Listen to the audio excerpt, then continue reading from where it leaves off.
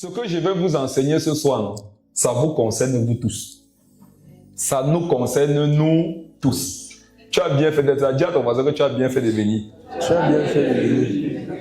Rassure-toi que tu as dit ça à quelqu'un. Dis que tu as bien fait de venir. Tu as bien fait de venir. Ce qu'on va dire ce soir, non?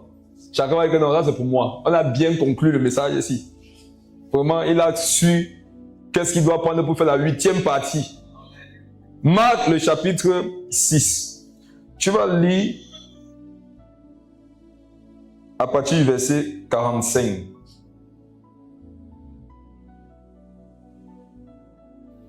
Marc 6, 45. Aussitôt après, il obligea ses disciples à monter dans la barque et à passer avant lui de l'autre côté, vers Bethsaïda, pendant que lui-même renverrait la foule. Quand il l'eut renvoyé, il s'en alla sur la montagne pour prier. Le soir étant venu, la barque était au milieu de la mer et Jésus était seul à terre. Il vit qu'ils avaient beaucoup de peine à ramer, car le vent leur était contraire. À la 4e veille de la nuit environ, il alla vers eux marchant sur la mer et il voulait les dépasser. Quand il le vit marcher sur la mer, il crut que c'était un fantôme et il poussait des cris, car ils le voyaient tous et ils étaient troublés. Aussitôt, Jésus leur parla et leur dit: « Rassurez-vous, c'est moi, n'ayez pas peur. » Puis il monta vers eux dans la barque et le vent cessa. Amen. Amen. Nous sommes sur un thème, la foi en Dieu. Le jour où tu commences à avoir beaucoup de problèmes, c'est le jour où tu crois que comme tu as foi en Dieu, tu n'auras plus les problèmes. Amen. C'est le jour là que tu as détruit ta vie. Le jour où tu t'es mis dans de sérieux problèmes, c'est le jour où tu crois que comme tu pries, comme tu as foi en ce qui est écrit dans ce livre, ta vie sera facile. Regarde, c'est le jour que personne, c'est même pas Satan. Satan lui-même a été choqué par la conclusion à laquelle tu es arrivé. Donc quand tu finis de méditer, tu pries et tu as à cœur que vraiment ma vie va commencer à être bien. Satan dit, hey. En fait, il a envie de faire ouh pour que tous les démons sortent de l'enfer pour venir voir un chrétien exceptionnel. Un chrétien qui a une foi que même son Dieu ne lui a pas demandé d'avoir. Je vais parler de quoi ce soir? On est en train de parler de la foi en Dieu, non? Je vais donc dans ce thème nous parler de la marche dans la foi. Ou bien mieux, non, la marche par la foi. Marcher par la foi. Nous tous ici, quand on ne le veut pas, on marche, non? Je ne parle pas forcément marcher avec nos pieds. On est en train de partir quelque part dans la vie. Ça veut dire que nous sommes en train de marcher. Maintenant, ça dépend de comment tu marches. Il y a plusieurs façons de marcher. Moi, je voudrais vous enseigner comment marcher par la foi. Amen. Et vous allez vous rendre compte que marcher par la foi, là, ça a tout l'expression a tout son poids d'explication. Marcher par la foi. Il faut essayer de regarder quelque chose. Si je te dis que le chemin B, c'est un chemin sur lequel tu peux marcher, mais le chemin A, tu auras besoin de foi. Qu'est-ce que ça en fait te dire? Est-ce que moi je t'ai dit que tu aurais des difficultés? Non. Je t'ai dit que sur le chemin A, tu auras besoin de foi. Qu'est-ce que je suis automatiquement en train de te dire? C'est que sur ce chemin-là, tu vas rencontrer des difficultés. Maintenant, le Dieu même que nous avons reçu, on doit avoir foi en lui. Qu'est-ce que vous comprenez? Non, ceux qui rient là, c'est vous qui avez compris. Le Dieu auquel nous croyons, nous devons avoir foi en lui. Ça veut dire quoi? Si sur un chemin, marcher par la foi veut dire que je vais rencontrer des difficultés. Maintenant, si Dieu te dit, foi en moi. Dieu te dit quoi? En croyant en moi, virgule, tu auras des problèmes. Donc quand Jésus te dit, aie foi en moi, toi tu comprends que mes problèmes sont finis. Regarde, tu seras doublement déçu. Parce que, tu t'es placé dans une position dans laquelle il y a de fausses promesses que tu t'es établi toi-même. 2, quand ce qu'il avait prévu, ou bien ce qu'il savait qu'il devait arriver à commencer, tu vas croire que Dieu t'a trahi. Les gens qui passent le temps à dire que Dieu les a abandonnés, Dieu les a trahis, oh Dieu n'était pas là lorsque. En fait non, vous n'aviez pas bien commencé depuis le départ. Il y en a ici, vous devez faire marche arrière. Je sais que c'est rentré 17 ans en arrière, mais tu vas faire comment? rentre 17 ans en arrière. Il y en a, c'est 7 ans. Il y en a, c'est 3 ans. Vous qui venez vous convertir, vous êtes bien. Vous pouvez bien démarrer. Parce qu'il y en a depuis le début. Hein, ils ont marché avec de fausses espérances. Avec de faux espoirs. J'ai cru en Jésus, donc vraiment, maintenant tout va péter. C'est vrai, mais pas dans ton sens. Tout va vraiment péter. Maintenant, non, marcher par la foi là. Qu'est-ce que ça signifie? Ça signifie que je le veux ou pas, le chemin ne sera pas facile. Et je veux, vous savez, pour enseigner sur un sujet, pour que les gens soient tranquilles, il faut toujours prendre avec Jésus lui-même. Qui a remarqué que j'aime faire ça? Je n'aime pas prendre ailleurs, on prend le Seigneur lui-même. Ce texte est trop riche. Regardons, verset 45. Aussitôt après, il obligea ses disciples à monter dans la barque et à passer avant lui de l'autre côté vers Bethsaïda, pendant que lui-même renverrait la foule. Vous savez, il y a les choses quand Dieu fait avec vous. Vous devez avoir peur de la suite. Les apôtres, il avait une bonne foi. Il n'était pas très sage à l'époque-ci. Mes frères et sœurs, vous sortez prêcher avec votre maître. On est ensemble. Fait les miracles, il prêche, il bâtit, tout ça. Qui est d'accord avec moi que quand Jésus faisait un programme, Jésus faisait un programme gratuitement et précis. Quand Jésus faisait un programme, c'était des milliers de personnes.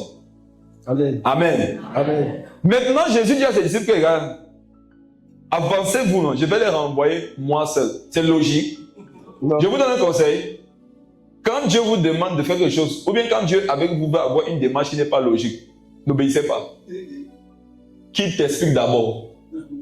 Parce que, regarde, la réalité va te surprendre après. Oh, c'est mieux qu'il t'explique. Là, tu te prépares. Il dit, en pâté, je vais les renvoyer. Ce n'est pas logique. Il y a un truc qu'il est en train de préparer. Vous voyez là ensemble, on part, non? C'est pas simple. Si. Pendant qu'on les renvoie ensemble, ça va même aller plus vite. Alors que si nous on s'avance, il faudra que tu cherches où on est. Et c'est pas la mer, c'est compliqué. Quand il lui renvoyait, il s'en alla sur la montagne pour prier. Le soir, dis le soir. Le soir. Qui sait dans quel moment il peut marcher souvent en journée seul partout? Mais quand le soir arrive, le soir exprime quoi? Les difficultés, les ténèbres, la maladie, la tentation, les problèmes, le soir. Dis le soir. Le soir. Il faut que ton soir comprenne que ce soir, tu vas avoir les vérités. Et que comme tu vas sortir là, tu vas lui régler son compte. Amen. On dit le soir étant venu. Je voulais dire que le mieux de la parole, c'est dans les détails. Amen. Les détails. Depuis que tu lis la Bible, tu as souvent vu, on a écrit le soir, non? Est-ce que tu es parti un jour chercher à quoi équivaut le soir? Amen. Je sais que tu ne l'as jamais fait, je vais t'aider ce soir. Quand tu vois dans la Bible, on te dit que le soir, c'est entre 18 et 21. Entre 18h et 21h. Quand on dit le soir, là, chez les Romains, à cette époque, puisque c'était en Israël, mais le temps était vraiment aussi compté ou orienté en fonction de la Rome antique.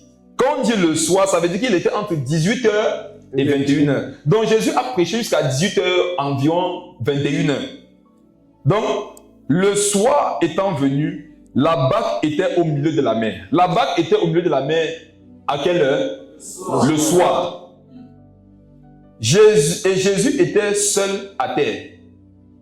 Ça veut dire que quand il est parti prier, il est revenu. Il était déjà le soir. On dit qu'il était seul à terre. Eux, ils étaient à quel niveau? Au milieu de la mer. Si vous ne comprenez pas tous les détails qui versent là, vous n'allez pas vous en sortir par rapport à ce que je voudrais, par la grâce de Dieu, que nous comprenions ce soir. Donc Jésus a fini le programme avec les apôtres. Il leur a demandé de s'avancer. Lui, il a renvoyé la foule, il est à la montagne, il a prié. Et donc quand il revient, eux, ils sont au milieu de la mer. Et on nous dit que c'est le soir, entre 18h et 21h. Lis la suite. Verset 48. Il vit qu'ils avaient beaucoup de peine à ramer, car le vent leur était contraire. Mes frères et sœurs, n'haïssez pas Jésus après ce qu'il veut vous expliquer ce soir. Au contraire, aimez-le. Aimez-le. Parce que derrière tout ce qu'il fait, non, il y a un but. Ce qui nous fait souvent mal dans la foi, c'est que nous regardons le processus. Mais nous ne voulons pas attendre la fin du processus pour voir le but que Dieu voulait atteindre. La sagesse, c'est que ne te focalise pas sur le processus que Dieu est en train d'employer. S'il a employé ce processus, c'est parce qu'il sait que c'est par ce processus-là, avec toi, qui pourra atteindre le but. On dit que Jésus vit, non? Il vit. Il vit que quoi? Qu'ils avaient de la peine à ramer. Mais frère, Jésus voyait la peine des apôtres. Vous, quand vous êtes en peine, il y a une question que vous posez à Dieu. Seigneur, est-ce que tu me vois? Il te voit. Il te voit. Regardez, soyez rassurés d'une chose. Hein. Dieu vous voit. Hein. Amen. Vous comprenez? Dieu nous voit. Jésus. Tout le monde t'abandonne. Tu souffres. C'est difficile, Seigneur. Est-ce que tu... Oui, il te voit. Toi, tu as interprété la vision de Dieu comme étant l'exaucement ou alors la résolution de tes problèmes. Pourtant, dans la vision de Dieu, il y a tellement de choses. Hein. Toi, tu as décidé pour ta vie que le fait que Dieu te voit doit être similaire au fait qu'il résolve mes problèmes. Il y en a ici, je sais que vous êtes là, vous êtes blessés. Dieu était où lorsqu'on a abusé de moi, lorsque je n'étais qu'une petite fille? Est-ce qu'il voyait? S'il voyait ça, pourquoi il a laissé? Il voyait. Il va t'expliquer pourquoi il n'a rien dit. Pourquoi il n'a rien fait? Dieu te voyait. Les abus que tu as subis, non? Dieu voyait. Ce qui te blesse, c'est qu'il voyait, mais il n'a rien fait. On va se parler ce soir. Pourquoi j'ai traversé autant de difficultés? Dieu pouvait faire comme ça, tout s'arrête. Il ne l'a pas fait. Il voit. On dit qu'il vit qu'il mangeait. Parle-moi d'un micro, prophète. Ils avaient la... Non. Il vit qu'il buvait. Non. Il vit qu'il festait. Non. Il vit qu'il faisait le shopping. Non. Il vit quoi? Qu'ils avaient Qu'ils la avaient de la peine à ramer. peine. Dans la Bible voudrait qu'on sache que Jésus voyait leurs difficultés. Amen. Petite parenthèse. Vous qui ne savez pas marcher dans les difficultés, en rendant grâce à Dieu, vous n'allez pas arriver au ciel. Le chemin qui mène au ciel est étroit. C'est resserré. Le message derrière, c'est que c'est difficile. C'est pour ça que Jésus nous enseigne les choses de la foi. Il vit qu'ils avaient beaucoup. Mes frères et sœurs, un peu de peine. Beaucoup. Juste un peu. Non. Beaucoup. Beaucoup. Je voudrais rassurer quelqu'un qui souffre beaucoup. Oh, j'ai intercédé pour vous hier et Dieu a déposé sur moi un peu de son fardeau pour vous.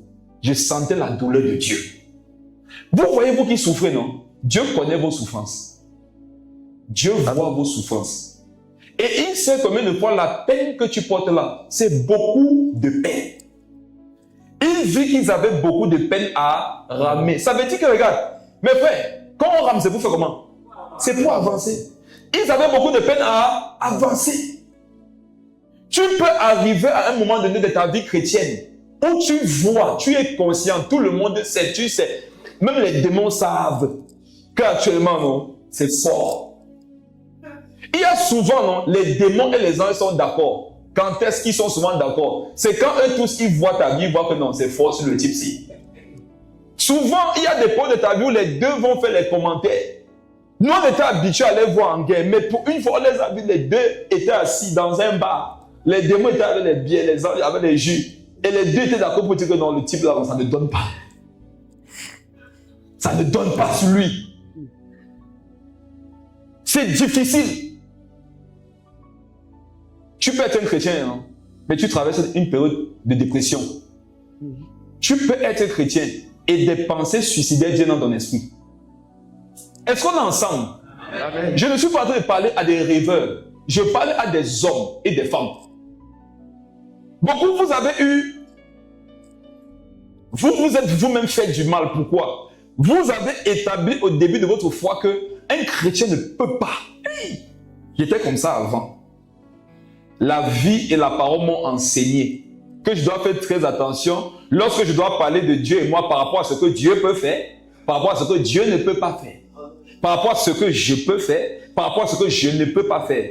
J'ai appris à dire que Seigneur, que ta grâce me soit accordée, que ta main me garde, que ta puissance me conduise. Parce que les affirmations trop tôt là, vous ne savez pas ce que le lendemain vous prépare. Jésus disait que vous ne savez pas ce que peut engendrer un seul jour. Une façon de dire que faites attention à ce que vous dites à la veille. Fais attention à ce que tu dis à la veille parce que tu ne sais pas ce qu'un seul jour peut enfanter. Il vit qu'ils avaient beaucoup de peine à ramer. Ils avaient beaucoup de peine à avancer. Peut-être tu travailles sur ta vie où tu as de la difficulté à avancer. Et parfois, ce n'est pas dans tous les domaines, c'est dans un domaine, tu as l'impression que ce domaine-là, ça ne bouge pas. C'est toujours sur place. Regarde-moi, regarde mon visage qui dit ça. Parfois, non. Ça dans tous les domaines. Tu vas chercher un domaine de ta vie. Je sais que tu as fait l'exercice au moins 800 fois. Si tu as 20 ans ici, tu as fait l'exercice au moins 40 fois. Tu t'es assis comme ça, personne t'a donné le devoir. Toi-même, tu as dit que même me donner le devoir. Je vais aller dans ma vie. Je vais être un enquêteur et personne ne va me payer. Je vais faire le travail gratuitement. Je vais examiner, je vais faire les fouilles, je vais être un scientifique. Je vais fouiller pour voir le domaine de ma vie aussi. Où non, où ça va? Tu ne dis pas où ça va quand même. Ça va? Est-ce que tu as encore la foi que ça va aller? Tu te dis que je vais voir où ça va quand même. Et tu n'as rien vu. Et du coup, ça t'a poussé à te poser une question. Est-ce que Dieu me voit? Qui se reconnaît ici? Qui se reconnaît dans ce qu'il vient de dire là? Relis le verset 48, le début. Il vit qu'ils avaient beaucoup de peine à ramer, car le vent leur était contraire. Remplace maintenant il, non, par Jésus. Et qu'il, eux là, par ses enfants. Jésus vit que ses enfants avaient Très beaucoup bien, de peine à reprends. ramer. Jésus vit que ses enfants avaient beaucoup de peine à ramer, car le vent leur était contraire. On est ensemble? Amen. Il a constaté ça à quelle heure? Le soir. Soir. Car le vent là était... Contraire. Pourquoi on précise que le problème c'était le vent? Parce que celui qui vit qu'ils avaient de la peine à ramer là, c'est le maître du vent. Il pouvait dire au vent, tais-toi. Il avait déjà fait ça. Et le vent se serait tu. Lis la suite. Voici où je vous invite à arrêter vos cœurs. Parce que je risque de vous donner une information sur Jésus qui va faire que vous ne l'aimiez plus. Il a constaté le soir, non? C'était ses enfants, non? Ce n'était pas ses ennemis. Et vous savez ce qui me choque? Il les a utilisés tout à l'heure. Tout à l'heure, il était avec eux. Et il leur a fait dire aux gens, dites aux gens que quand tu prêches, qui te demande de dire? Jésus. Jésus a dit aux apôtres, dites-leur qu'il les aime. Jésus vous aime. Dites-leur que s'ils croient en moi, ils ne vont jamais être seuls. Et ça veut dire que si vous croyez en lui, vous ne serez jamais seuls. Dites-leur que même si les vents et les marées se lèvent, ils seront toujours là. Le Seigneur dit de vous dire que même si les vents et les marées se lèvent, il sera toujours là. Dites-leur que si un jour au milieu de la mer, j'interviendrai. Jésus dit que si un jour tu es au milieu de la mer, il va intervenir. Maintenant, non. Ton cas, tu dis que c'est un Jésus, est-ce que tu me vois?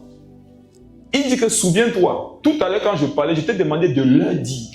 Je ne t'ai pas demandé de te dire. On est ensemble? Amen. Je ne t'ai pas demandé de te dire, je t'ai demandé de leur dire. Est-ce que vous savez qu'il y a des messages qui passent par vous qui concernent seulement les autres, mais pas vous? En ce qui te concerne toi, c'est que tu vivras justement le contraire de ce que tu as prêché. Basta. J'ai peur quand Dieu me donne certains messages. Je sais ce qui va m'arriver. J'ai peur quand Dieu me confie certaines tâches. Je sais ce qui va être le retour de la tâche. Abish, mon fils, va, tu vas consoler les malades. Va leur dire que le temps de la guérison est arrivé. C'est ce que ça veut dire? Tu vas être malade. Le Seigneur a fait de nous des ambassadeurs. Il ne nous donne pas le pouvoir de porter la peine des gens si on n'est pas prêt à subir la peine. Vous voyez ceux qui consolent beaucoup les autres? Ils souffrent beaucoup. Oh. Ne voyez jamais quelqu'un vous consoler et vous pensez que le monsieur est heureux tout le temps. Hein? Écoutez ce principe spirituel. Le Seigneur me l'a enseigné un jour.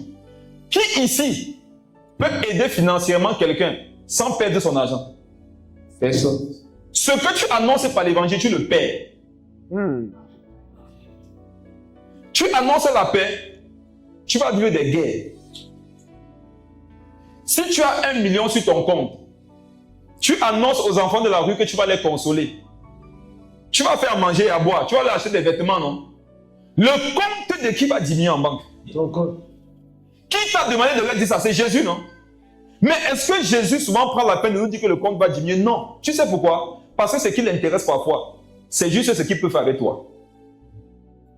Sachez une chose, dans la foi, parfois vous intéressez Dieu en tant qu'être, parfois vous l'intéressez en tant qu'instrument. Donc quand vous faites certaines prières spirituelles, soyez préparés à ce qui va suivre. Seigneur, je vais être ton instrument. Ok. Qui a déjà été inquiet de la façon dont il a utilisé son couteau pour couper les légumes? Personne. Qui a déjà été intéressé par le fait que il finit de se laver, et il prend le seau, il laisse ça dans la cour au vu de tout le monde. Et tout le monde voit que oh, le seau sur là est utilisé pour se laver. Tout le monde prend le seau aussi, se lave avec. Et puis il laisse le seau aussi en haut. Qui un jour s'est dit que ouais, qu'est-ce que mon seau peut même aussi ressentir? Ça t'a intéressé un jour? Jamais. Quel est le chirurgien qui, après la chirurgie, s'inquiète de ce que le bistouri soit sale? Le jour, il faut dire que le médecin va prendre un prix du grand chirurgien de l'année. On présente ses bistouris. Jamais. On présente sa blouse. Jamais. On présente qui? Le médecin. Sachez une chose, marcher par la foi, c'est marcher souvent comme un instrument que Dieu va utiliser et qui ne recevra rien. Tu n'es pas prêt à ça? Dépose les armes, rentre dans le monde.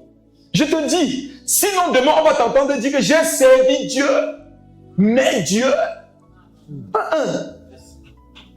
si Dieu agit comme ça veut dire quand même qu'il a posé une garantie qui doit nous donner la paix.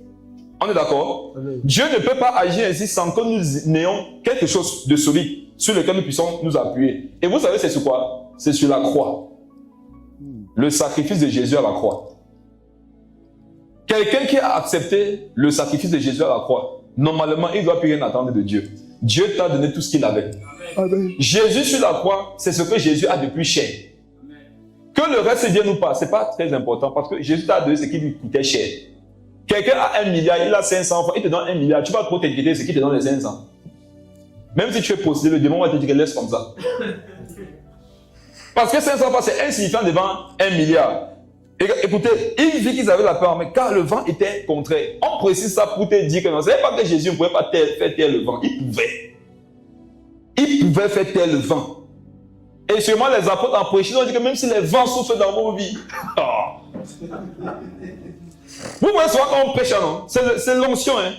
Souvent tu finis par t'asseoir et tu dis que hey, ce qu'il dit là. Tu comprends? Et ce n'est pas que tu mentais. Hein. C'est que là-bas tu étais l'instrument. Après tu deviens toi-même l'humain. L'onction vient sur ça. Le Seigneur te dit, il parle pas toi, non? Il dit quel que soit ce que tu traverses ici, le Seigneur est puissant. Et tu vois, il y a les gens qui sont là, tout ce qu'ils avaient, non, ça tombe. Mais quand toi, tu vas t'asseoir, non? Ça te rappelle toi-même un dossier de ta vie, que c'est comment là-bas? Le cul est même parfois fini, tu le fais, tu es là comme ça. Tu réfléchis, après on dirait les offrandes, c'est ça qui te réveille, les offrandes. Mes frères et sœurs, appuyez-vous sur la croix. Amen. Quand Satan vient te déstabiliser, quand tu ne comprends plus rien, quand tu as l'impression que le vent souffle mais Jésus n'intervient pas, regarde, souviens-toi de la croix. Le problème d'Israël avait dit, c'est qu'ils avaient le cou raide. Israël ne savait pas se tourner pour voir ce que Dieu avait fait. C'est-à-dire, est-ce qu'elle peut te dire quelque chose? Si, écoutez-moi, pardon, prêtez-moi votre attention, écoutez ça. Dieu se plaint de ce que le peuple d'Israël avait souvent le cou raide. Ça veut dire qu'il n'était pas capable de voir ce qu'il avait fait dans le passé. Pourquoi le peuple d'Israël avait besoin, selon Dieu lui-même d'ailleurs, de regarder dans le passé pour pouvoir continuer à marcher à lui? Mais demandez-moi pourquoi. Pourquoi? Parce qu'il n'y avait rien devant.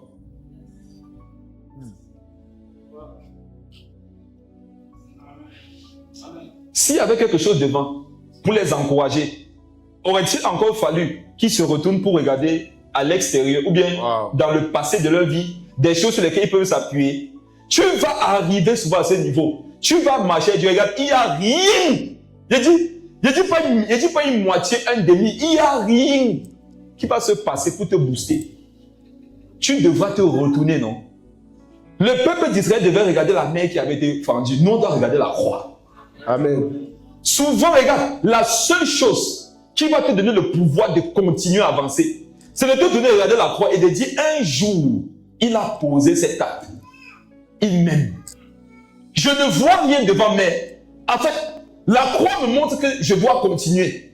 La croix me montre que rien n'est perdu. Fais un autre pas, le pas de foi. La foi vient de ce qu'on entend. Et ce qu'on entend là, c'est même la parole. Et la parole, c'est ça qui est à la croix. Donc je vais regarder à la croix, je me tourne et j'avance. Ne sois pas de ces chrétiens qui vont se laisser déstabiliser. Parce que quand ils regardent les trucs comme ça, il n'y a rien qu'ils peuvent prendre pour s'encourager. S'il n'y a rien devant toi, Dieu veut que tu te tournes. Amen. Si tu as la grâce que Dieu mette quelque chose devant toi, c'est bon. Souvenez-vous quand le peuple d'Israël traversait le désert, devant eux, il y avait quoi? La colonne de nuée, non? La colonne de feu. Ça changeait. Parfois, tu vas arriver à un niveau où il n'y a rien de tout ça. Si tu vois seulement qu'il y a le terrain où tu peux mettre ton pied, non? Mets ton pied, tu avances. Amen. Amen. Tu ne comprends rien par rapport à ta vie spirituelle, ta vie sociale, ta vie familiale. Et regarde, c'est flou. Baisse ta tête, non? Avance. Amen. Si on t'avance, c'est que pour mettre un pas de foi, il faut tout comprendre. Moi, je te dis maintenant que la foi, c'est parfois mettre le pas alors que tu n'as rien compris, alors que tu ne comprends rien. C'est pour ça que ce n'est pas la foi, justement. La foi n'explique pas tout. La foi va seulement te dire que mets le pas là. C'est difficile actuellement dans quel domaine de ta vie. Regarde, n'abandonne pas. Mets notre pas. Amen. Avance. Amen. Quand c'est trop dur, tourne-toi, regarde la croix. Dès que tu as vu un peu de puissance ici, retourne-toi, mets notre pas. Amen. Parce que quand tu n'avances pas là, est-ce que c'est aussi ça qui est la solution? Je disais que partez vous choquer, non? Tout ce que Dieu a, c'est pour vous encourager. Parce que ce qu'il avait dit maintenant là, ça fait trop mal. Quand moi-même Dieu m'a enseigné, j'ai dit que Seigneur, Jésus un jour a dit jusqu'à quand je vais vous supporter, non? Moi aussi j'étais tenté de dire Seigneur, jusqu'à quand, non? On va aussi te supporter.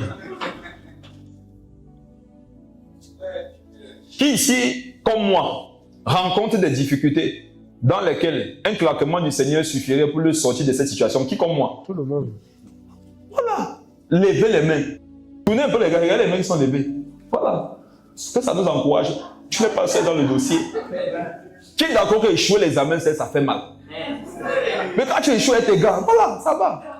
C'est vrai, c'est une année, c'est vrai, mais on est ensemble, les gars. Voyons qu'on était à l'époque. Quand je faisais le bac, on était un groupe là, j'étais le meneur. Il y avait 4 gars qui marchaient derrière moi, bien plus vieux que moi, mais vous vous rappelez, je devais dominer. J'étais un leader depuis. On part au bar bien, non? On est 5 dans le groupe, 4 ont échoué. Mon frère, on est inquiet que l'autre est passé. Donc, fouille les noms. On sait que nos noms ne sont plus là, mais on fouille pour espérer ne pas voir son nom. Et mon frère, qu'est-ce qui se passe? On fouille, on ne voit pas son nom seulement.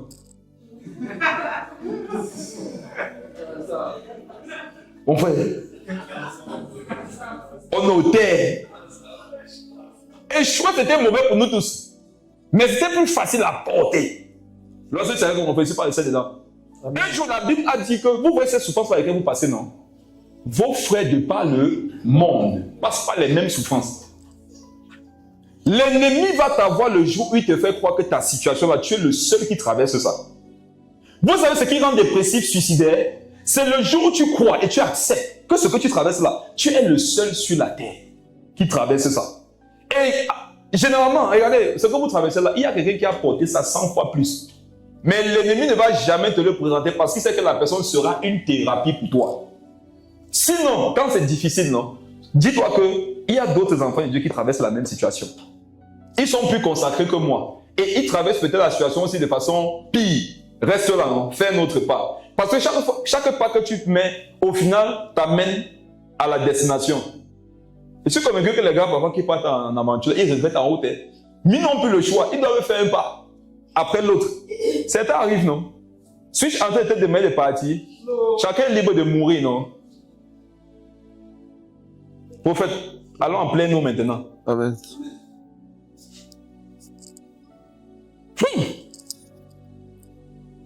Lis la suite du verset 48.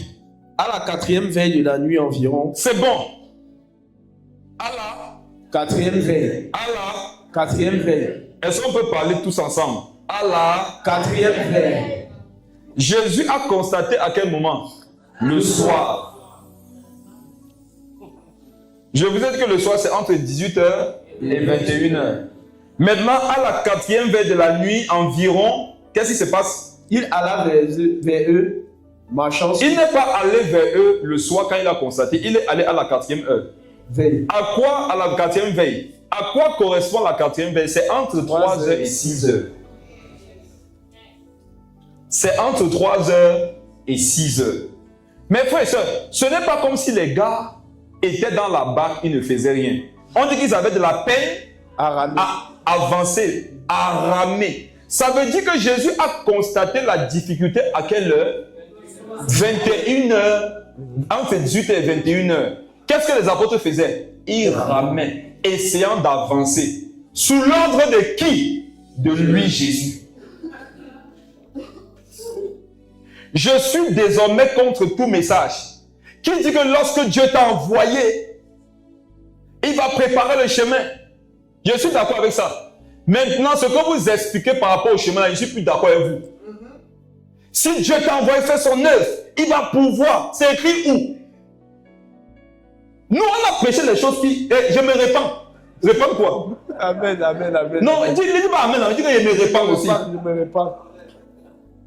Papa, non, c'est même qu'il faut te répondre, on était ensemble dans ça. Amen. Si Dieu t'a appelé, si Dieu t'a envoyé, il va pouvoir, c'est faux. La preuve même souvent que Dieu t'a envoyé, non, c'est que tu n'as pas dans les taxis. Si c'est Dieu qui t'a demandé de bâtir cette entreprise, tu vas voir, il y aura une grâce, une faveur. Et voilà le gars qui se lève, convaincu que Dieu est avec moi, je vais bâtir cette entreprise. Premier mois, aucune vente. Deuxième mois, on la tape en justice. Troisième mois, ça boule. Les frères disent que frère, tu es un péché, répands-toi. C'est faux. Changer de mentalité. Ma fille, voilà ton mari.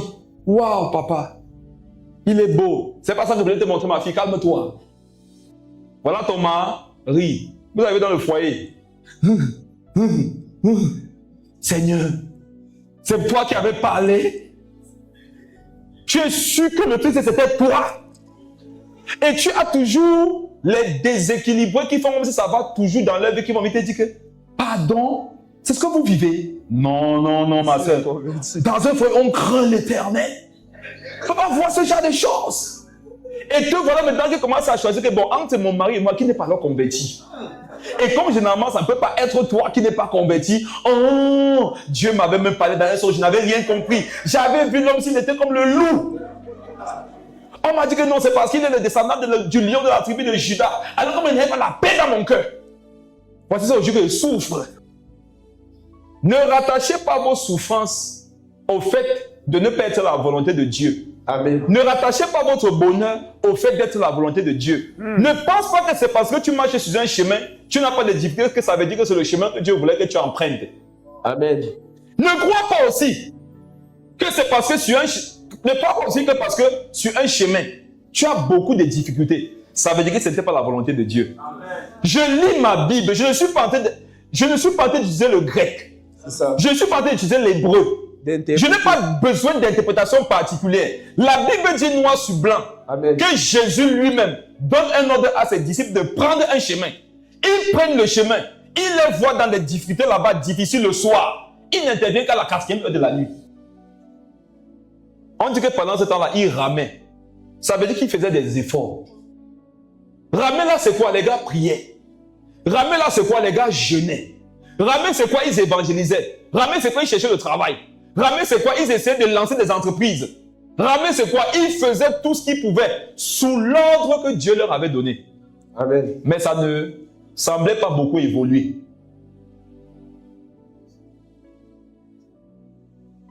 Entre 18 et 21h, c'est le soir.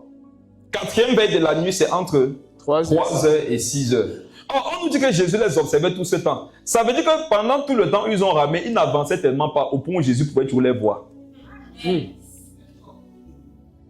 ne veux même pas aller loin à 18h, prenons 21h. Je ne veux pas aller loin à 6h, prenons 3h. Limitons les dégâts, non? Pour aussi arrêter nos cœurs. C'est ça. Prenons entre 21h et 3h. Ça fait combien de temps? 6h. Vous savez quoi? Il y en a ici, vous ne pouvez plus être édifié. Vous savez quoi? Vous êtes né à l'ouest. À l'ouest, il n'y a pas l'eau. Ici, si tu es Douala, tu es béni. Ici, si tu es des Kribi, tu vas bien comprendre. Allez demander aux pêcheurs ce que c'est que de ramer pendant 30 minutes. Allez faire les fouilles. Il y a des Jeux olympiques là. C'est le kayak, non? Il y a plusieurs types. Mes frères, à un certain niveau, tes épaules sont en feu. Et on dit qu'il ramait contre les vents.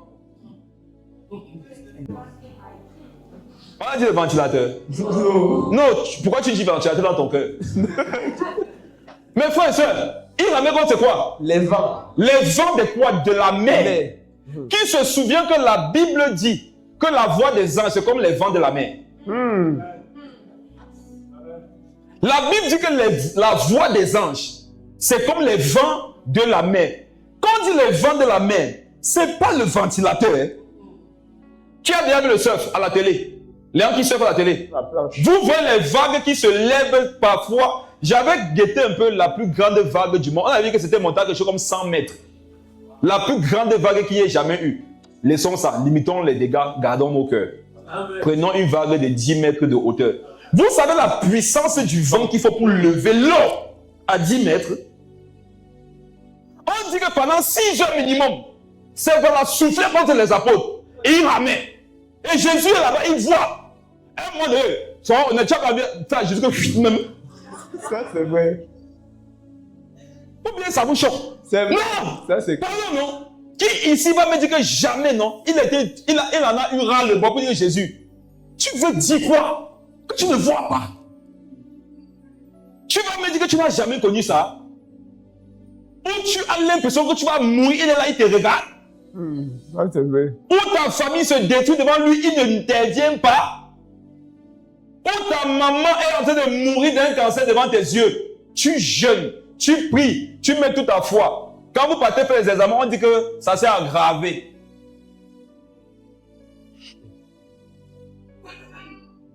Et quand tu rentres de l'examen de ta maman, il te demande de partir évangéliser.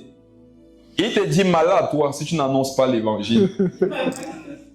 Il veut être l'apôtre Paul. Tu ne veux pas être l'apôtre Paul. Tu ne sais pas de quoi tu parles. Tu ne sais pas de quoi tu parles. Vous pensez que la vie chrétienne se restait derrière l'écran, on voit un homme qui fait tomber les gens et souhaiter sa vie. Vous n'avez rien compris. Vous n'avez rien compris. Paul dit un jour que malheur à lui s'il n'annonce pas l'évangile. Quel est le malheur qui pouvait encore arriver à l'apôtre Paul si c'était la mort pour aller en enfer? Est-ce que vous savez qu'à un moment donné, Paul prêchait l'évangile parce qu'il y avait une âme sur sa tête, pointée par Dieu, et maintenant son garde du corps, pour lui donner comprendre que tu n'es rien. Tu n'es absolument rien. Tu n'es qu'un instrument. Pour garder du corps, on ne lui a même pas donné les anges, on lui a donné un démon. Ça va. Et Paul connaissait la mission du démon. Dieu ne lui a pas caché la mission du démon. Dieu lui a dit que regarde, c'est pour te souffleter de temps en temps. Que si tu fais l'erreur. Imaginez la vie de cet apôtre. À gauche, il a un démon qui est prêt à le frapper à tout moment s'il fait l'erreur. À droite, il a un Dieu qui l'aime, mais avec un pistolet dans la main. Donc Paul pouvait se mettre là devant ça. Répentez-vous. Il pleure. Tu crois que c'est le fardeau, c'est l'âme. Dis que mon cœur. C'est le mon cœur ici. Répentez-vous. Il n'avait pas le choix. Et beaucoup ici, on vous a fait croire que quand vous êtes venu en Christ, vous êtes libre. Il n'y a pas de liberté sur la terre, mes frères et sœurs. La liberté, c'est une autre définition de l'esclavage. Changer de maître. Mes frères et sœurs, ce qu'on appelle la liberté, c'est une forme d'esclavage. La Bible dit que Jésus nous a rendus libres du péché. C'est-à-dire que toi et moi, on était esclaves de la masturbation, non? Aujourd'hui, nous sommes esclaves de quoi? De la pureté aussi, non? C'est un esclavage. Ça, c'est vrai. Nous étions esclaves de la malhonnêteté. Aujourd'hui, nous sommes esclaves de quoi? De l'honnêteté. Personne n'est libre sur la terre. Tu dois juste choisir ton maître, sachant ce qu'il donne comme salaire à la fin. Maintenant, pourquoi moi je marche avec Jésus? Je vois que, quel que soit ce qu'il y a sur le chemin, le salaire, c'est un bon salaire. Quel bon Camerounais qui se respecte. J'ai dit un Camerounais qui se respecte. Quel bon Camerounais qui se respecte. Tu peux faire 2 entretiens. Premier entretien, on te dit que tu vas travailler comme ça, comme ça, comme ça. Et à la fin du mois, tu auras 10 000. Tu pars d'un autre entretien. on te fait comprendre que les 1 dixième, parce que le chiffre est trop gros, les 1 dixième de ton salaire, ça va 100 millions. Maintenant, on prend la maison en charge, communication en charge. Si tu prends une chaîne domestique, si tu prends un animal domestique, on lui offre aussi sa maison, avec tout le personnel. Si tu arrives dans un quartier, on offre le personnel à tous les membres de ta famille. Mes frères et sœurs, qui ici va aller prier pour connaître la volonté de Dieu? Non, il m'adresse au genre spirituel là. Qui va aller dire, Seigneur, où est-ce que tu m'attends? Il ne peut jamais prier la carte prière là. Et s'il dit qu'il m'attend là-bas, au moins s'il n'est pas sans prier, non? S'il m'attend, il peut dire que Seigneur, pardon, mais il n'est pas de mettre ta volonté. Imagine que tu demandes ta volonté, dis que tu attends d'abord qui? Dis que, c'est pour t'attendre, je te dis, quelle personne normale va aller faire un travail de 10 000 lorsqu'on lui propose un travail d'1 milliard? Mes frères, dans la vie, nous choisissons un métier généralement à cause du salaire. Mais dans la Bible, dit que le salaire du péché, c'est la mort. Et le salaire de la justice, c'est la vie éternelle. Voilà pourquoi je marche chez Jésus. Je ne suis pas naïf. Je marche pas Jésus parce que Dieu va me donner de l'argent. Mon frère, souvent il est trop dur. Mal dur même. Tu étais à l'évangélisation samedi, dimanche, le bailleur toque. Juste avant que le bailleur ne toque, tu étais dans la présence des anges en prière. Dès que le bailleur toque, tu te tournes, les anges ne sont plus là. Les gars disent que bon, c'est ta maison. Nous on vient seulement de temps en temps. C'est pas nous qui avons signé le contrat. Beaucoup, si vous vous faites trop de mal par rapport à ce que vous avez établi, c'est pour ça que la Bible dit dans le Proverbe que celui qui réfléchit trouve le bonheur. Celui qui se confie en Dieu, il est heureux. Il y a 2 choses que nous devons avoir pour être en paix. Être heureux et trouver le bonheur. Un, c'est dans se confier en Dieu. L'autre, c'est dans la réflexion. À la 4e veille de la nuit environ, il alla vers eux. Mes frères et sœurs, je ne connais pas tout dans la Bible, mais je suis convaincu que le temps que Jésus a laissé s'écouler là, il y a quelque chose dedans que nous ne voyons pas. Et qui nécessite d'être là, afin que sa venue se fasse proche. Il y a un principe dans la présence de Dieu qui voudrait que tant que ta peine, dans certains domaines, n'a pas rempli une coupe, Dieu n'interviendra pas. C'est pour ça que vous êtes mal parti. Vous qui faites comme si tout va bien, donc ça ne va pas. Vous avez intérêt à montrer au Seigneur que ça ne va pas. Parce que quand tu lui montres que ça ne va pas, il va avoir son temps. Maintenant, si tu lui montres que ça va. Et l'une des choses qui m'énerve dans les affaires de Dieu, c'est que Dieu est hors du temps. Est-ce que vous savez que le temps lui-même trouve son âge en Dieu? Ça, c'est vrai. En fait, non. Souvent, tu vois que tu as duré. Et Dieu voit que une seconde est passée. Regardez comment nous on prêche, on a mal. Ils ont fait au moins 6 heures. Va demander à Dieu qu'ils ont fait combien de temps. Il va dire que j'ai cligné mes yeux, je vois qu'il va y aller vers eux. 1 heure dans ses pavis vaut mieux que 1000 ailleurs. Donc, avant d'avoir mal qu'il a duré avant d'intervenir, non? Faisons les mathématiques. C'est pour ça que Jésus nous a envoyé à l'école, pour qu'on comprenne la Bible. 1 heure chez Dieu va combien? 1000 ailleurs. Maintenant, à quoi donc équivaut 6 heures des hommes chez Dieu? Ce n'est pas 2 secondes. Le problème, c'est que nous voulons imposer notre temps au Seigneur, au lieu de chercher son temps pour bien nous préparer. Jésus dit que celui qui veut marcher avec moi, ça met de la pensée De souffrir. Est-ce a dit que quand tu marches chez lui, tu imposes la souffrance? Non. Tu vas souffrir de quoi? Tu vas souffrir de la distance qui est entre ta mentalité et sa mentalité. Tu vas souffrir de la distance qui est entre ta notion du temps et sa notion du temps. Le Seigneur sait que pour toi, 6 heures, c'est 6 heures. Mais pour lui, 6 heures, c'est 2 secondes. Dieu dit, regarde, prépare-toi à être patient. Moi, Dieu, je n'aurai pas besoin d'être patient parce que pour moi, ça sera 2 secondes. Mais toi, tu auras besoin de patience. Parce que pour toi, ça va équivaloir à quoi? À 6 heures. 1 heure chez Dieu, c'est 1000 ailleurs. Regardons quelque chose. Faisons que quelqu'un sorte la calculatrice. Non, on va faire. Le go fait, Yam. On va faire. Adrich. C'est vrai que les 3, non? 1 heure chez Dieu correspond à quoi? 1000 heures chez nous. Hein? Maintenant, 6 heures chez nous équivaut à combien de temps chez Dieu? Donc, faites 6 fois 1. divisé par 1000. Ça fait 6 divisé par 1000. Que quelqu'un tape ça. 0,006. Pardon? 0,006. 0,0. 0,06. Fais ça fois 60. 0,36. Donc, quand nous, on voit qu'on a fait 6 heures, non? Dieu voit qu'on a fait 0,36 heures. Bon, 0,36 heures, c'est combien de papa? C'est insignifiant, non? C'est pour ça que quand tu veux marcher, Dieu regarde.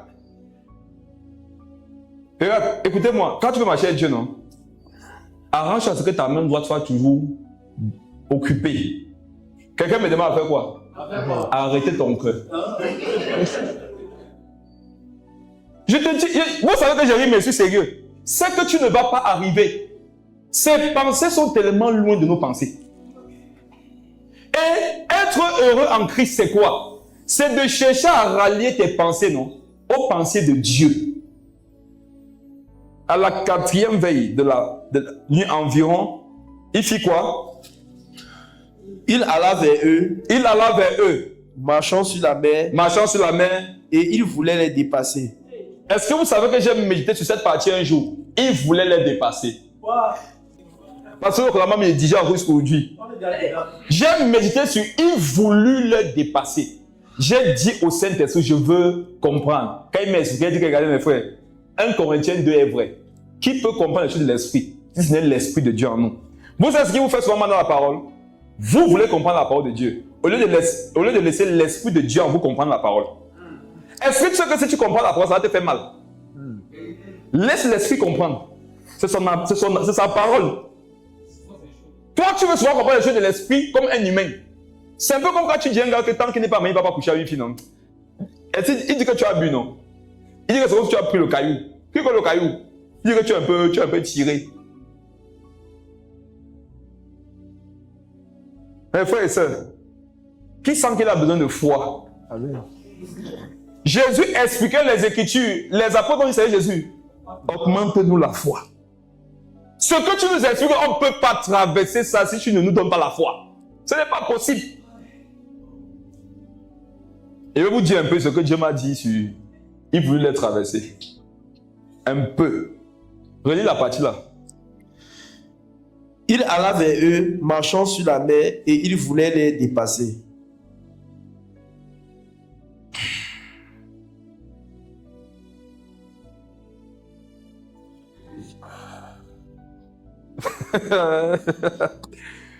C'est fort, c'est fort. Mais frère, comprends la parole, c'est simple. Il Voulait les dépasser. verbe vouloir. Verbe, c'est quoi le verbe vouloir? C'est le verbe par lequel nous exprimons notre volonté, non? Ok. Je sais que dans ton esprit, moi, mais j'ai prêché ça avant. Quand tu grandis dans la foi, tu vas te rendre compte que tu vas beaucoup revenir certaines choses que tu avais dites. J'ai dit un jour en enseignant que la seule foi, j'ai enseigné sur Jésus comme étant le fils obéissant. J'ai dit que Jésus a toujours obéi au Père. Sa volonté a toujours la volonté de son Père. Les pensées étaient liées. La seule foi où on a vu dans les Écritures qu'il y a une petite différence, c'est à Gethsemane. Et tu as toujours un peuple naïf qui dit avance, papa. Avance, prophète. Amen. Nous ne lisons pas nos Bibles. Même si tu dis quoi, on va seulement croire. Amen. Mes frères, Dieu a coupé mon cœur. C'est faux. Il n'y a pas qu'à Gethsemane où Jésus a soumis sa volonté à la volonté de son Père. Ce jour, Jésus voulait laisser les apôtres dans cette difficulté. J'observe vos regards. C'est ça qui va me dire s'il va expliquer certaines choses. Jésus voulut les dépasser. Mes frères,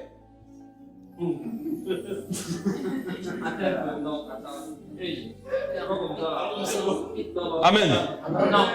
Vous allez comprendre que ça exprime plutôt le fait que Dieu vous fasse déjà confiance. Il y a des actions que Dieu ne pose pas envers les enfants. Je vais prendre l'exemple, vous allez comprendre. Qui ici Si un enfant de la maison a 8-9 mois, il essaie de marcher. Si l'enfant tombe, il va aller le relever. Lève ta main. Si tu vas aller relever l'enfant, lève ta main. Il a 7 ans. Il tombe.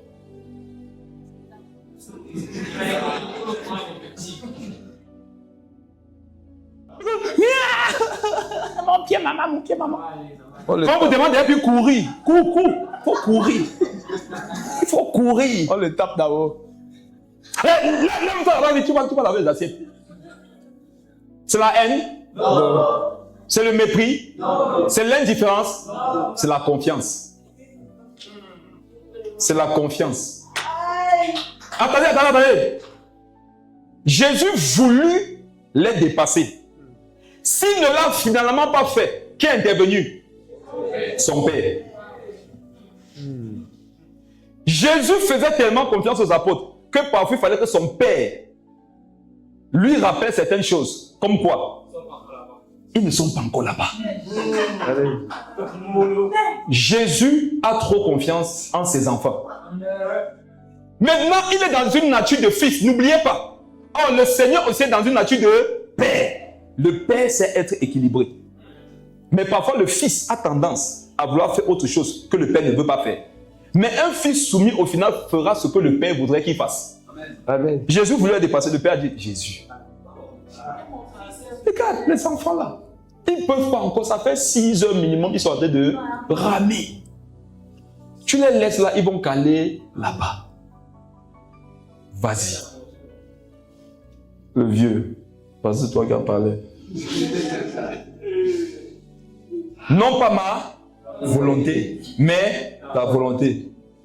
Tes difficultés expriment que Dieu te fait confiance. Amen. Dieu te fait confiance. Plus tes problèmes sont hauts, ça révèle la hauteur de la confiance que Jésus a en toi. C'est fort. Tu sais pourquoi Jésus a permis que ta mère meure alors que tu avais encore besoin d'elle? C'est parce qu'il savait que malgré ça, tu ne peux pas l'abandonner. Il y avait un dilemme au ciel. Et Satan a dit, si sa mère part, elle te maudira le même jour. Jésus te faisait confiance. Vous savez de quoi Job souffrait? Job souffrait de la confiance de Dieu. La confiance de Dieu, c'est une maladie pour l'humain, mais une démonstration de son pouvoir en face des démons.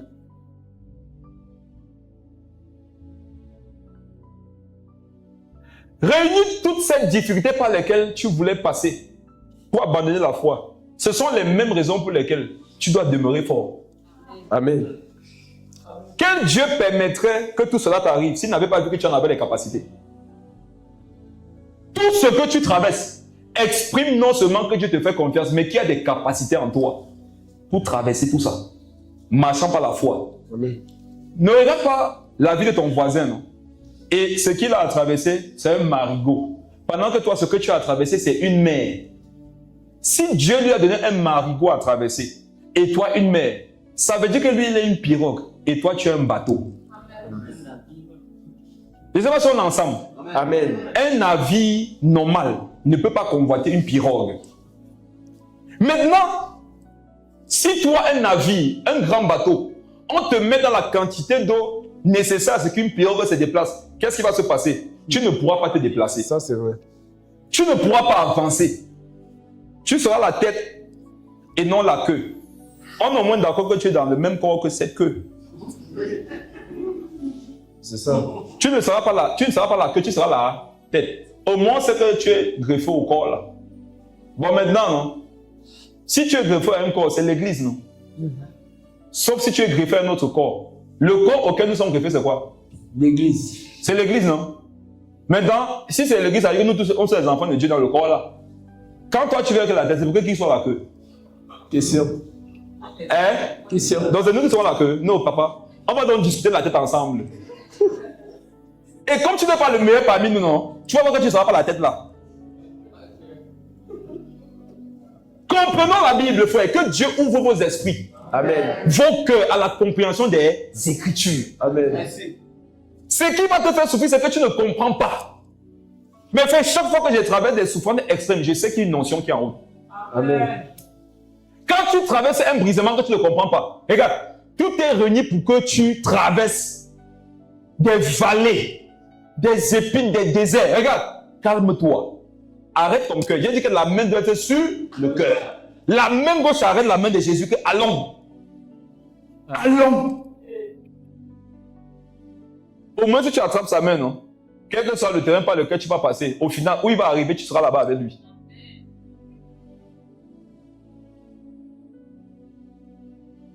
Et il voulait les dépasser. Verset 49.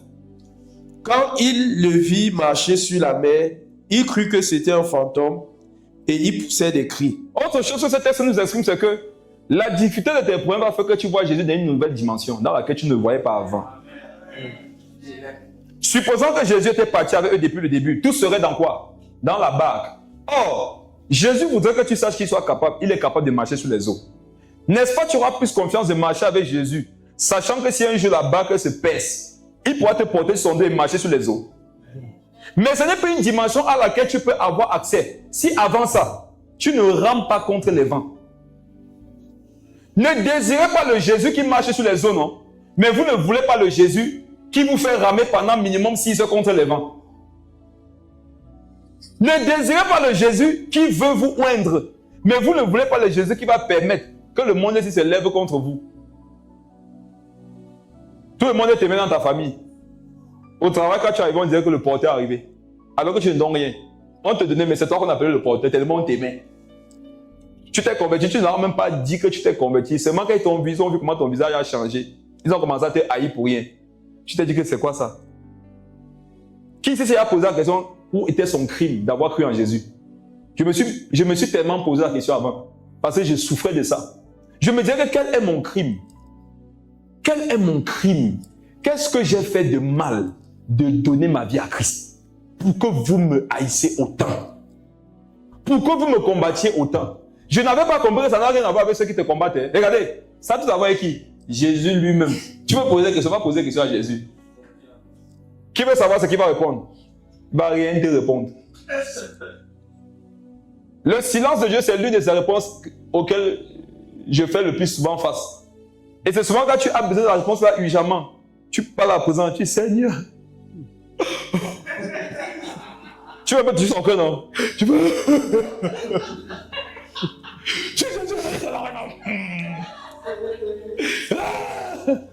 Tu mets un bon instrumental, non? Regardez. Souvent, non, je vais venir toucher l'épaule, je sais pas dire que ton fils, Dieu, il si tu me touches.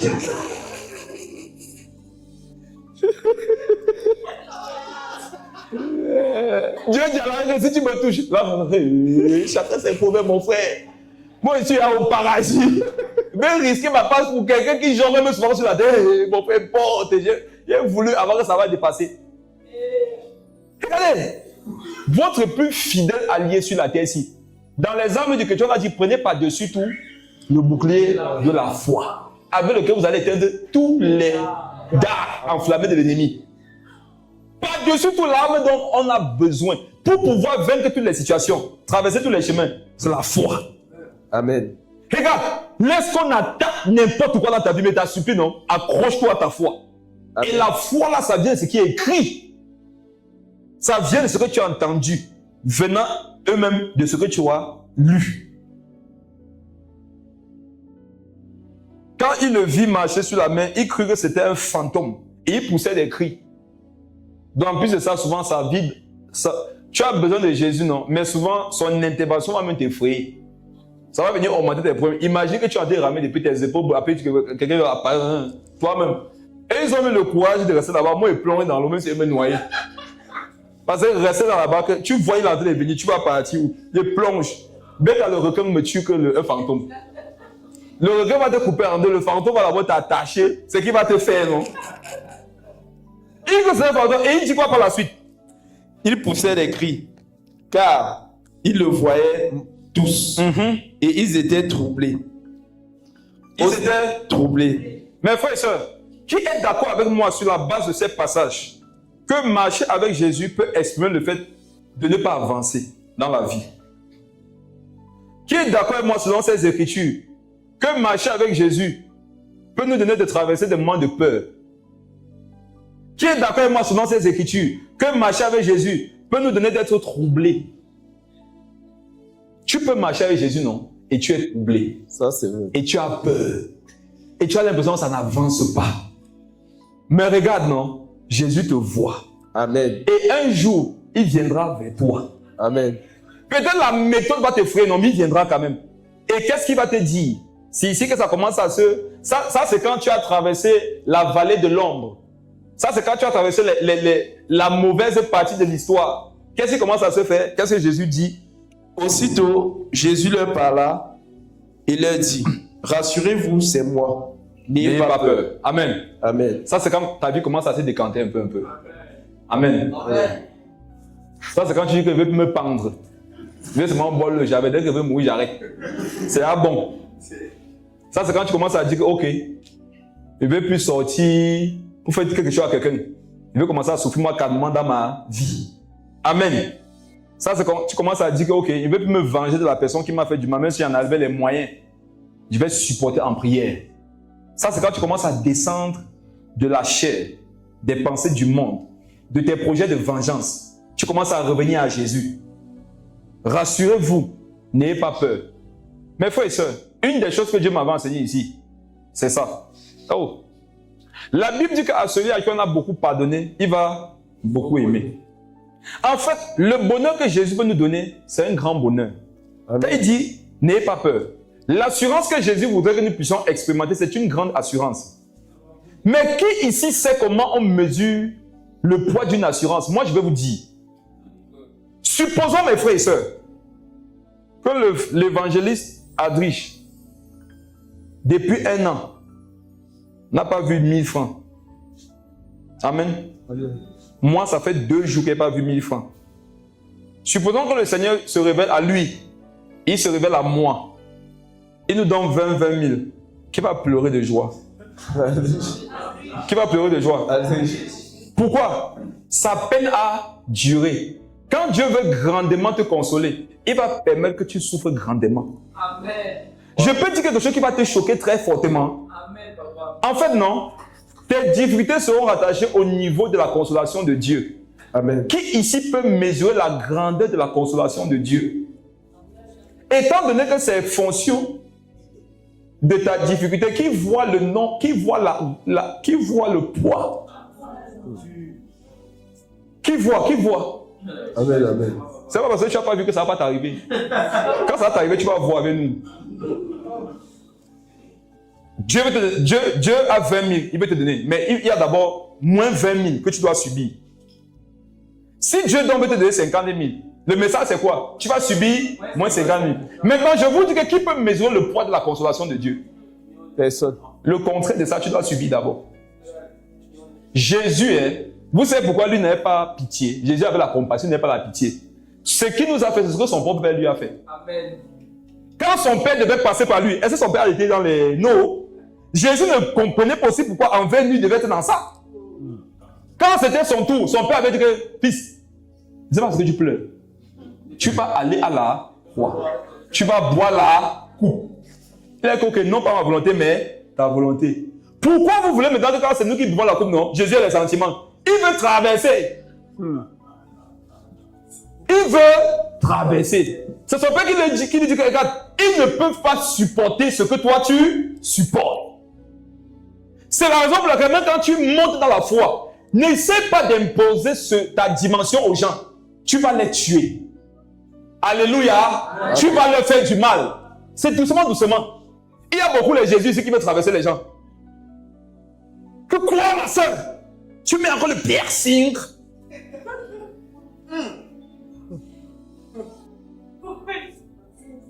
Attends, c'est d'abord toi qui avais fait qu'avec son piercing qu'elle donne sa vie à Jésus.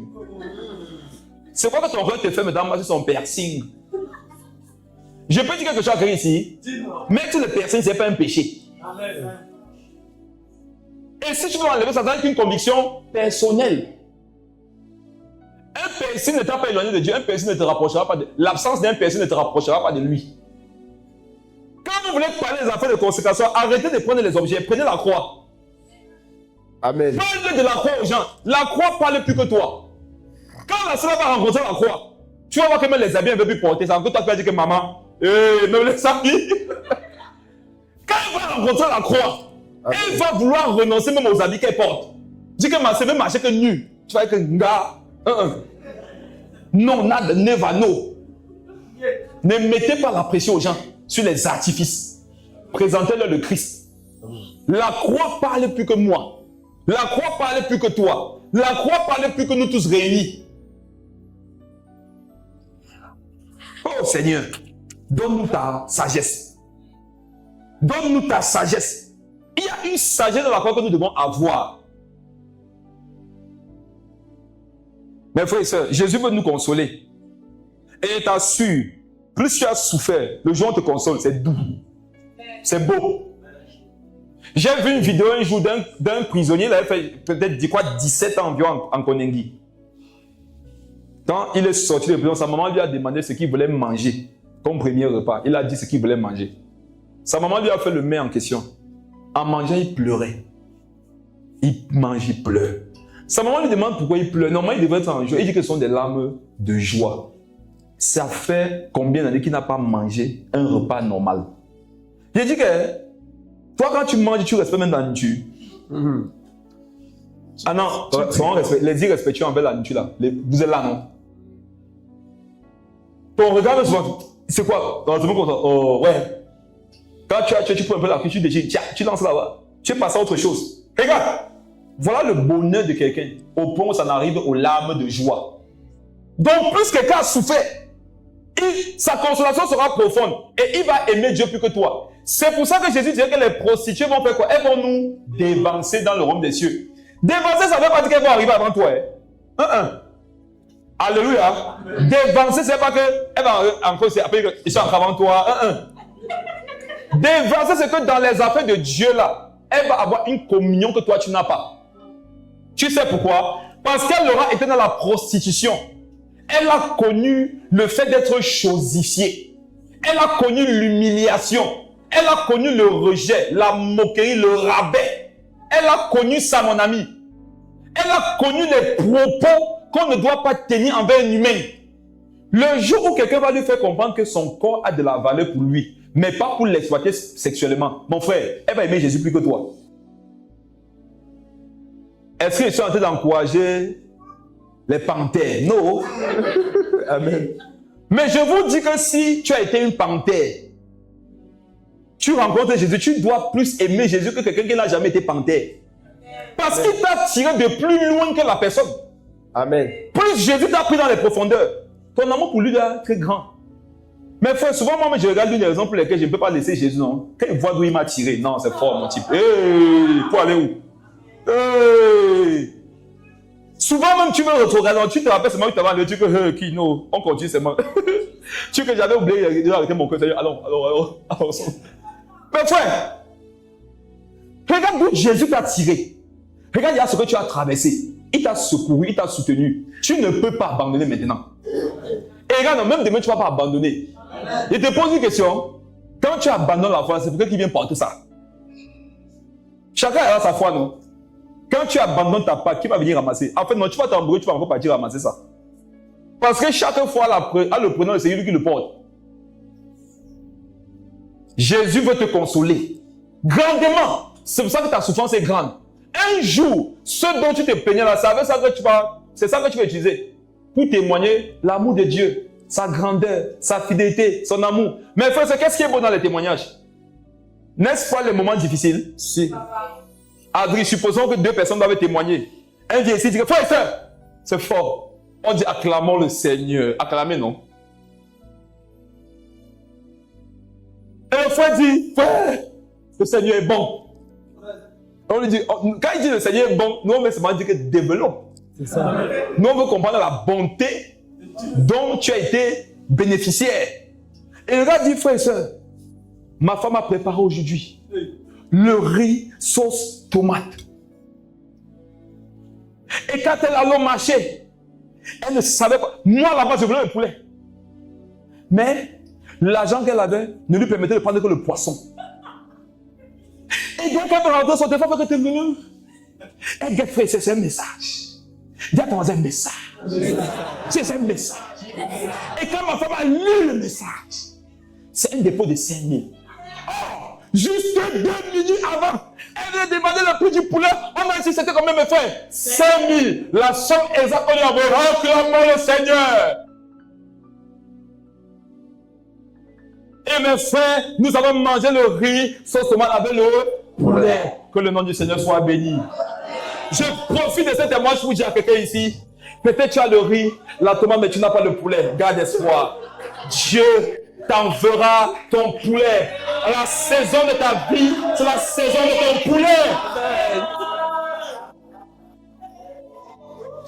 Adrige, il y a quelqu'un d'autre qui vient. Regarde, le Seigneur est bon. Il dit que comme j'étais en route pour venir avec ici, le camion m'a cogné, il m'a écrasé.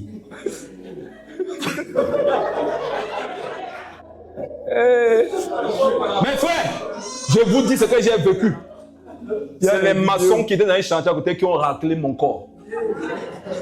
Mon cerveau était vers la rigole. C'est un petit de la rue là qui a ramassé des buts donnés au grand qui avait la pelle, qui est en tasse. Quand je montais au ciel, le Seigneur m'a dit, mon fils, fils, ton temps n'est pas encore venu.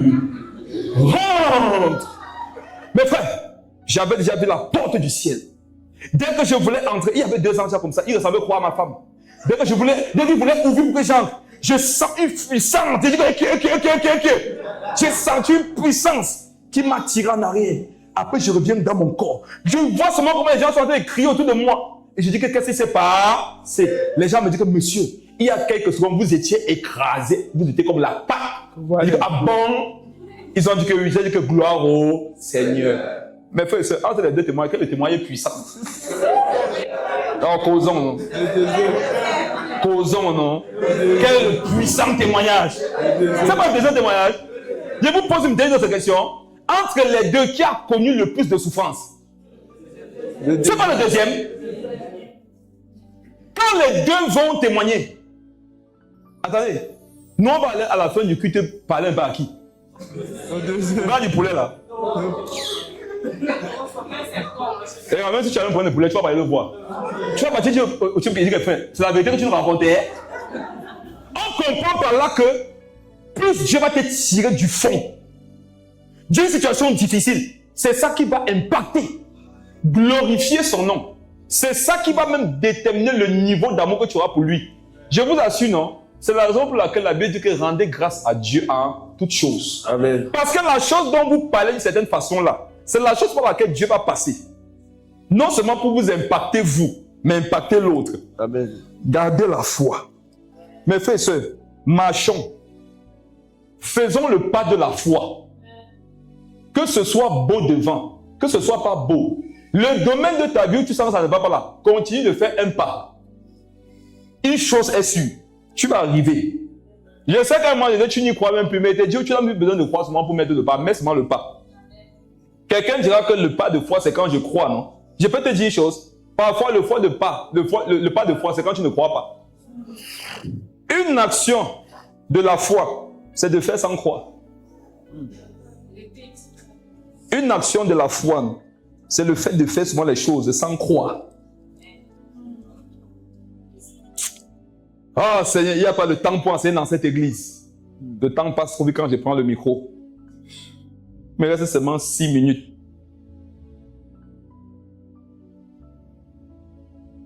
Prophète Bertrand, Oui, papa. allons maintenant nous noyer. Amen. Verset 51. Puis il monta vers eux dans la barque. Attends. Que vos esprits s'ouvrent à la compréhension des Écritures. Amen. Puis, Il monta vers eux dans la barque.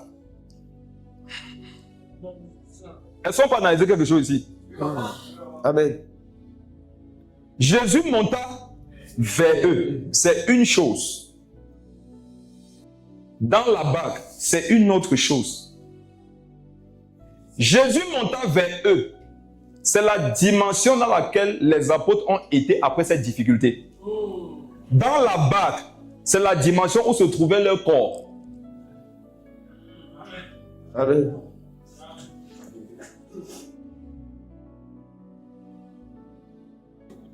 Jésus monta vers eux.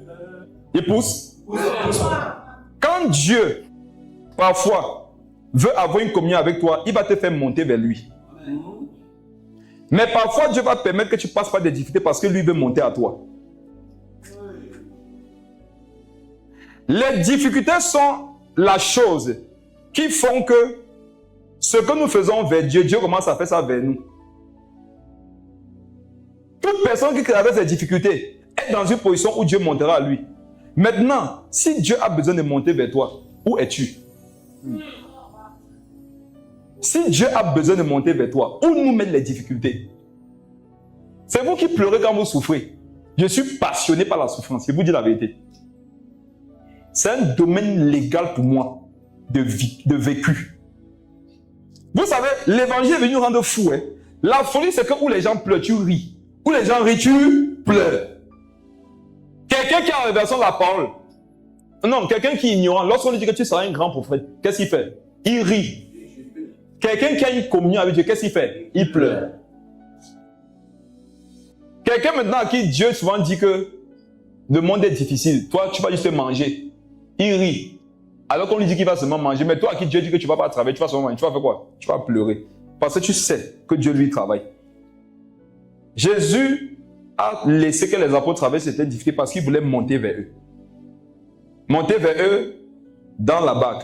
2 dimensions. Les difficultés peuvent faire que ton corps reste sur place, mais ton esprit va grandir. Amen. Et si Dieu veut venir vers toi, il doit venir vers tes 2 dimensions.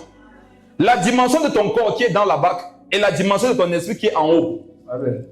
Donc chaque difficulté a pour but, peut-être, de maintenir mon corps, mais de veiller mon esprit. Amen.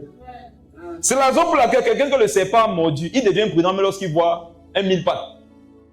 Son corps, ce que son corps a vécu donne à son esprit d'être plus averti. Quand dans le monde, 4 filles brunes t'avaient fait ça dur, tu viens à l'église, Dieu te dit que mon fils, voilà ta femme. C'est le petit diable pas. Seigneur, je suis. Et regarde, pourquoi? Le vécu dans la difficulté nous donne d'être prudents. Nous donne d'être plus exigeants. Sensible. Ça nous donne d'être sensibles, de discerner. Vous qui souffrez en Christ là, vous êtes plus que bénis, je vous dis. Amen. Et c'est une connaissance qui va faire que quel que soit le terrain par lequel tu vas passer, tu ne vas jamais abandonner Jésus. Amen. Il y a une catégorie de chrétiens, si leur vie est difficile à un niveau, ils quittent la foi. Parce qu'ils ont rattaché leur vie chrétienne au bonheur. Maintenant, quand ta définition du bonheur n'est pas la bonne, tu peux avoir trop de problèmes. Le bonheur, c'est d'avoir, comme quelqu'un avait dit, non, Jésus dans sa barque. Amen. Il y a des gens qui chantent ça, non? Ok. Puis il monta vers eux dans la barque. Et qu'est-ce qui se passa? Et le vent cessa. Est-ce que je parle quelque part encore? Amen. Go deeper. Si je vous demande pourquoi le vent a cessé, vous allez me dire que c'est parce que Jésus est entré dans la barque. Pourquoi vous ne parlez pas du fait que c'est parce que Jésus est allé vers eux? Écoutez-moi. Si je vous demande pourquoi le vent a cessé, vous allez dire que c'est parce que Jésus est entré dans la barque. Or, ce n'est pas la seule chose dont le texte parle. Le texte dit que Jésus n'est pas seulement entré dans la barque. Avant d'entrer dans la barque, il est d'abord monté vers eux. Amen. Jésus est monté vers eux avant d'entrer dans la barque. Moi aussi, je peux te dire que l'une des raisons pour lesquelles Jésus a cessé le vent, c'est parce qu'au préalable, les apôtres avaient subi certaines difficultés. Ce qui donne le droit légal à Dieu de faire certains miracles dans ta vie, c'est les difficultés qui ont précédé le miracle là dans ta dite vie. Il y a des miracles que certains ici, vous n'allez jamais voir parce que vous n'avez pas connu certaines difficultés. Jésus sera dans vos barques, non? Mais le vent là va continuer à souffler. Pourquoi avant, vous n'avez pas connu le fait de ramer pendant 6 heures contre les vents de la mer? En fait, non, quand tu traverses des difficultés, c'est Dieu qui te dit, regarde, je veux agir dans ta vie. La Bible dit que celui qui volait ça veut dire que Dieu veut te donner quelque chose autrement. Que celui qui mentait ne mente plus. Que celui qui est dans l'impureté, dans l'impudicité, sorte de là. Derrière chaque difficulté que tu vas faire pour obéir à Dieu, il y a une bénédiction, une grâce, un miracle qui y est rattaché. Pourquoi Dieu va te donner le mari qu'il avait prévu pour toi si tu vois toujours léger avec les garçons? Tu ne veux pas souffrir d'être normal, mais tu veux seulement que Dieu te fasse grâce. Non, il ne le fera pas. Il veut monter vers toi avant de monter dans ta barque. Il veut monter vers toi avant d'entrer dans ta barque. Or, ce que tu fais souvent en prière, c'est que Seigneur Jésus, s'il te plaît, entre seulement dans la barque. Non. Il ne veut pas seulement dans la barque. Il veut d'abord que tu passes par cette complication qui vont t'élever spirituellement. Parce que le miracle qu'il s'apprête à faire là, ça nécessite que toi, tu sois dans cet état spirituel. Je sais qu'à partir de maintenant, si vous me comprenez un peu, quand vous allez prier pour demander certaines choses à Dieu là, vous allez savoir que ça ne vient pas comme le cadeau. Jésus ne sait pas le Père Noël. Vous comprenez, non? Père Noël, tu vois ça comme ça là, pim pim, un cadeau comme ça là, mince. Et toi aussi, tu crois que c'est la vraie vie. Toi aussi, tu as grandi comme ça et tu as imposé ça à tes pauvres enfants. Verset 50. Attends. Il monta vers eux dans la barque et le vent cessa. Lis la suite. Ils furent en eux-mêmes tout stupéfaits et remplis d'étonnement. Amen. Amen. Mes frères et sœurs, je sais aussi que quand vous lisez ça, vous pensez qu'ils ont été choqués de ce que quand Jésus est entré, tout a cessé. Pas seulement ça. Mes frères et sœurs, l'un des problèmes que l'Église a aujourd'hui, non, c'est de tout mettre sur Jésus, même quand ça ne concerne pas Jésus. C'est parfois de tout mettre sur le diable, alors que ça ne concerne pas seulement le diable. Mes frères et sœurs, regardez une chose. Ils furent en eux-mêmes. Voilà le détail qui donne la compréhension du verset. Ils furent En eux-mêmes. Ça veut dire que ce qui s'est passé là, ils se sont regardés face à la situation, non pas d'abord regarder Jésus. Ils furent stupéfaits en eux-mêmes, tous stupéfaits et remplis d'étonnement. Quand tu lis ça directement, ce que tu te dis, c'est que les apôtres étaient choqués que waouh, quel est cet homme? Quand il entre dans la barque, tout cesse. Ce n'est pas aussi honnête de ne voir ça que dans cet angle-là. C'est comme les gens qui disent que l'apôtre Paul n'a jamais été marié. Ce n'est pas honnête. Le verset sur lequel les gens s'appuient pour dire que l'apôtre Paul n'a pas été marié, le même verset nous permet aussi de comprendre qu'il était veuf. Les gens ont choisi de dire qu'il n'était pas marié. Alors que ce verset-là, dans le verset, il dit, moi Paul, je dis à des veufs et à ceux qui ne sont pas mariés d'être comme moi. Mais dans les gens ont choisi de dire qu'il n'était pas marié. Il a dit veuf aussi, non? Ah, les enseignements que Paul a donnés sur le mariage et même sur la sexualité. Tout le temps de comprendre que Paul là, il était plus probable qu'il soit marié que célibataire. Encore que les rabbins à l'époque, à 50 ans, devaient avoir minimum une femme pour être considéré comme maître dans la synagogue. Ici maintenant, je peux te dire que les apôtres se sont rendus compte que waouh, il y a une dimension qui est en nous, non? Lorsque nous traversons certaines difficultés avec Jésus, qui nous donne de manifester une certaine puissance. Amen. Ils étaient en eux-mêmes tous stupéfaits et remplis d'étonnement. En fait, ce qui va se passer dans ta vie, c'est que quand tu vas traverser les difficultés là, Dieu va te oindre. Tu vas commencer à faire certaines œuvres de l'esprit. Comme tu seras étonné. Amen. Amen. Amen. Regardons quelque chose. En leur temps, tu comprends difficilement parce qu'en leur temps, Jésus était là physiquement. Bon, est-ce que Jésus est là physiquement? Non. Quand certaines choses se passent dans ta vie, est-ce seulement à cause de l'action de Jésus? N'est-ce pas aussi souvent à cause de la difficulté par laquelle tu es passé? Il y a des autres, souvent tu fais comme tu te dis que waouh, c'est moi qui ai fait ça. Oh, qui a fait ça derrière toi? C'est Jésus, non? Mais tu sais que la chose t'implique aussi. Donc l'étonnement des apôtres ici, c'est à deux volets. C'est par rapport à la puissance de Dieu et par rapport à la puissance qui a émané d'eux après qu'ils aient traversé certaines difficultés. Parce qu'ils se sont rendus compte qu'ils sont montés d'une autre dimension. C'est pour ça qu'il fallait que Jésus aille vers eux en haut. Bon, l'autre aussi, c'est que tu n'as rien compris, ça veut dire que ce n'est pas pour ton âge. Verset 52. Car ils n'avaient pas compris le miracle des pains parce que leur cœur était endurci. Ils n'avaient pas compris le miracle des pains, car leur cœur était endurci. Donc, par ce qui s'est passé ici, Jésus voulait que ces gars aient la foi. Or, la foi, c'est pour que qui ait les œuvres, celui qui a la foi. Bien conclu. Pourquoi tu comprends le verset 51? Car leur cœur était endurci, ils n'avaient pas la foi. Or, la foi, c'est quoi? Ce sont les œuvres. Donc, ce que Jésus a fait précédemment, c'est pour que les apôtres se rendent compte qu'eux, ils peuvent faire des œuvres puissantes. Donc, le vent qui a cessé là, c'est non seulement Jésus, mais c'est Jésus avec les apôtres qui ont agi. Vous comprenez ça? Amen. Amen. Amen. Satan peut te tromper en te donnant de te concentrer sur ce qui tourne autour de toi dans ta vie. Regarde, vois au-delà de ça. La foi voit au-delà des murs. Maintenant, tu vis dans quel quartier? Oui. Cité verte. Regardez quelque chose. La maison s'est fermée, non? Essaie de voir ta maison dans la cité verte. Tu as pu, non? Essaie de voir ta maison qui est à la cité verte. Ma soeur, tu vis où? Oui. Kouaban. Essaie de voir la maison en Kouaban. Tu vois quelque chose, non? Essaie de visualiser la maison en Kouaban, de laquelle tu es sorti pour venir ici. Tu vis où, ma soeur? Bastos. Essaie de voir la maison. Tu vois, non? C'est ça la foi, hein? Il n'y a pas les murs ici, normalement, qui bloquent la vue. Mais comment faites-vous voir vos maisons? Chacun ici, étant dans cette pièce, peut voir sa maison. Vérité. Mais tu ne peux pas voir ma maison, peut-être parce que tu n'y as jamais été. Mais tu peux voir ta maison, pourquoi? Parce que c'est là-bas que tu es. Quand tu es dans les Écritures te donnent de voir partout où elles peuvent être. Partout où ils peuvent être. Or, les Écritures sont partout. La parole de Dieu, les Écritures sont dans tous les lieux. Donc, quelqu'un qui est dans la parole, il peut voir partout. C'est pour ça que je peux dire que l'enseignement est fini. Donnez le micro au nouveau et que je vois des choses dans leur vie. Amen.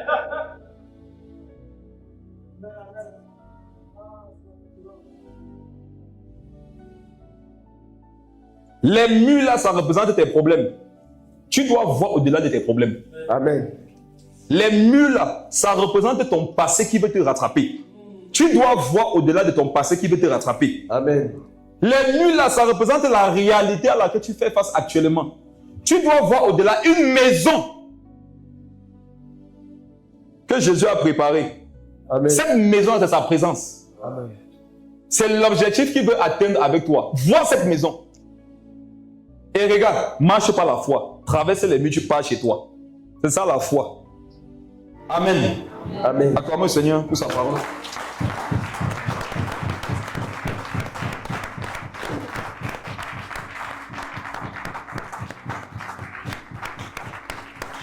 Merci Seigneur Jésus.